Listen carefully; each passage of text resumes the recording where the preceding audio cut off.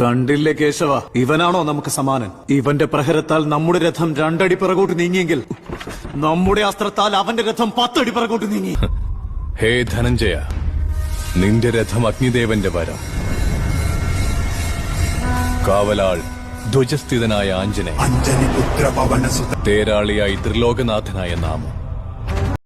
എന്നിട്ടും രഥം 2 അടി പിറകോട്ട് നീങ്ങിയെങ്കിൽ ആലോചിക്കൂ അർജുന, സാധാരണ യോദ്ധാവല്ല. കണ്ടില്ലേ കണ്ണിൽ സൂര്യ തേജസ്,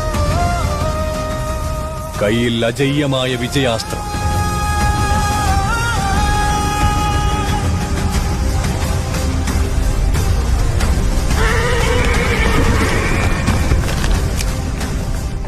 അവന്റെ നാമം വിസ്മരിക്കപ്പെടാത്ത ചരിത്രമാകും.